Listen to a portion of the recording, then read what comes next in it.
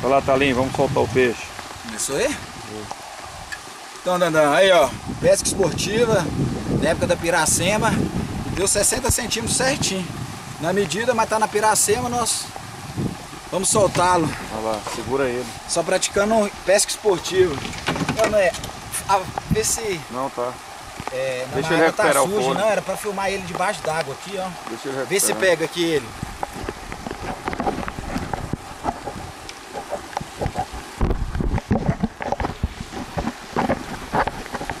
Vê se pega. Acho que não pega não.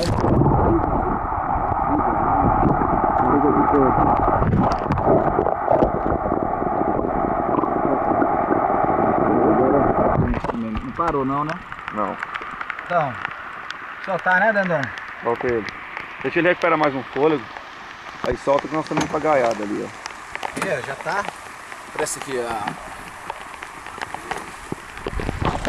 Opa. Rema aí pra gente.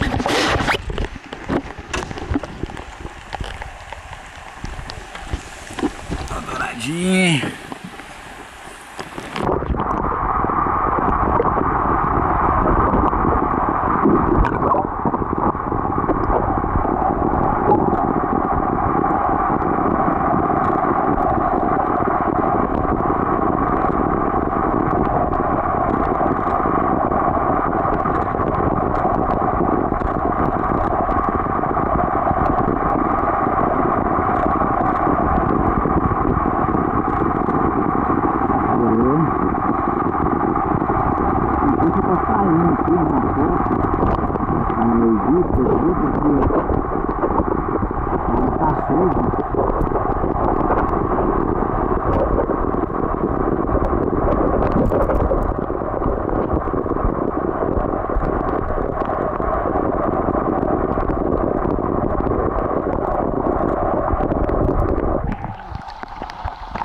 Vambora, douradinho.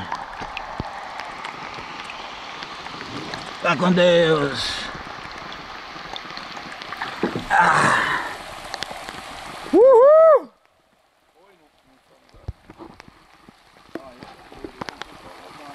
A emoção de soltar um peixe é boa demais.